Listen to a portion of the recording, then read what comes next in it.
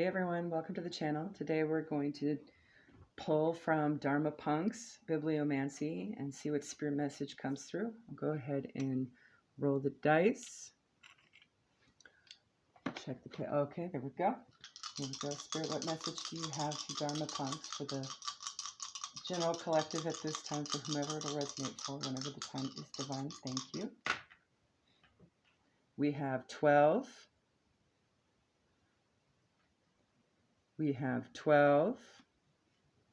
So 12, 12 may be important. And 8.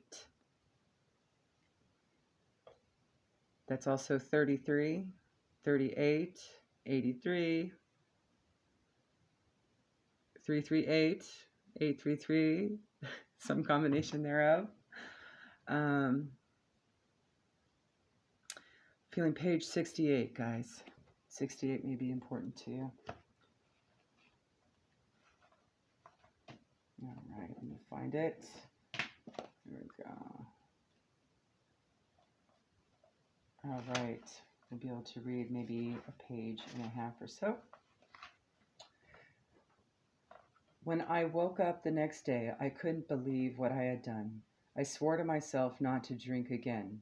My experiment with drinking had proven what I had been hearing. Alcoholics cannot stop drinking once they begin.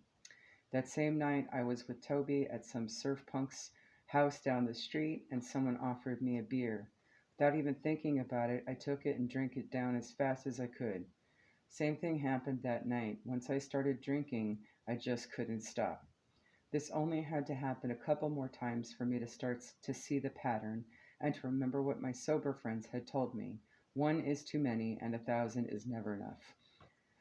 It also helped me a lot when shortly after that, Toby checked himself into a rehab, seeking his own recovery.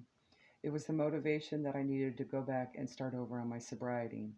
With lights out at 10 o'clock at night in the group home, I often lay awake in bed with nothing to do but think. I often felt lonely, cut off from my family and friends. Sometimes I would recall the meditation instructions and begin to pay attention to the rhythm of my breath. But more often, I would just drift from fantasy to fantasy, planning all of the ways that I could be happy when I got back on the streets for good. My mind swam in visions of fast cars, loud music, beautiful women, tattoos, motorcycles, and the freedom to do whatever I wanted, whenever I wanted to do it. In those fantasies, I was always sober. Drugs and booze had gotten me in this mess in the first place, and I had barely escaped alive. From now on, it was going to have to be drug-free for me. The group home was not about any kind of rehabilitation or anything. It was just a storage facility to keep kids like me off the streets. The last stop before the big house. At first, that was fine with me, but after my relapses into drinking, I realized that I should probably get to some recovery meetings since my way was not clearly working. This proved to be more difficult than I thought. It was inconvenient for the house parents to take me to meetings, and I wasn't allowed to go out alone yet. So after some finagling, I finally got to some meetings. I wasn't sure what else to do, not wanting to drink, but not wanting to do any of the things that were suggested in these meetings or literature. They wanted me to pray and all kinds of shit. I wasn't about to do any of that crap, but at least maybe I could find some sober friends. At a meeting, I reconnected with Drew and the guys I had met in juvenile hall. They became my new friends, and on my home passes, I would hang out with them and go to meetings rather than look up Toby and my old crew. Somehow or other, I stayed sober and out of trouble. It was strange. By not subjecting myself to the people and places where I used to get loaded, I was able to stay clean.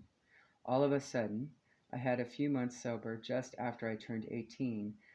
They let me out of the group home. I felt a little lost, not yet fully in recovery, and no longer having the structure of being institutionalized as I had been for the last year.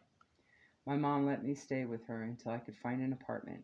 Since I had passed the GED just before I got out of group home, my dad said that he would help me with rent if I wanted to take some classes at the junior college. A friend of mine named Gina and I got an apartment near downtown, and we began taking classes at Cabrillo College in Aptos. My ex-stepdad, whom I still couldn't stand, hooked me up with his old car, a 1967 Bonneville.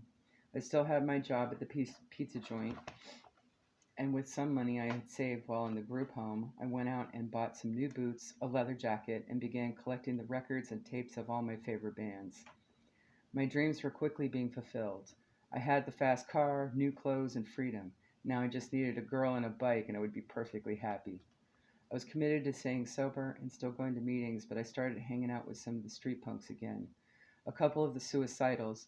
For reference, that would be like Suicidal Tendency, their group of people. They're all over California. All right. We're trying to get them sober, so I was going to meetings and punk shows with them, getting into fights and picking up on girls. And that's typically apropos with the suicidals. Just saying. But they also regulate, make sure no troublemakers come in. So, and it's been a thing since I don't know, forever. Early 80s, something like that. All right. Not all that much had changed, but now I had an apartment, a car, and I didn't get high or drunk anymore. I became really good friends with this older suicidal punk named Shooter. His name sounds familiar. Side note, guys, I used to live in Santa Cruz where he's talking about. So, but he came before me when I was homeless and messing around with the Santa Cruz family. Um, that name sounds really familiar though, like early days. So there was a lot of legendary stuff like that, learning about the previous generations of the family. He was 22 and I was 18. He started to meetings with me and even got off heroin completely for a while, but he never wanted to stop smoking pot. He felt like it was different, like it wasn't part of his problem. I was just happy to have some other punks to hang out with who weren't strung out. We spent a lot of time driving around in my 67 that was lowered to the ground and blasting out punk rock tunes. We still hung out downtown with the street punks, but when it came time to go drink, we usually went to a meeting or just went off and drove around or something. Shooter had grown up in Los Angeles and had been affiliated with the Suicidals since he was a kid. He had great stories about the punk scene there in the early 80s. He also had seen more than his share of violence and addiction. He had stories about everything. He was one of those people who you could just listen to for hours, but he really wasn't good at always including you in his stories, asking questions and then going on with his story before you could reply. Uh, he was always saying how much he hated the world and how adults were our enemies. He swore that everyone over 25 was untrustworthy. I remember those days. All right. He was sticking. Now we're all over 25, right? We're all oh, that's great. All right. He was sticking to our suicidal philosophy of living fast and dying young. After some time, I lost touch with Shooter. He started shooting dope again, and I had stopped hanging out with the street punks. A couple years later, he killed himself on his 25th birthday, sticking to his word, not wanting to join the enemy. There you go, guys. Have a great day.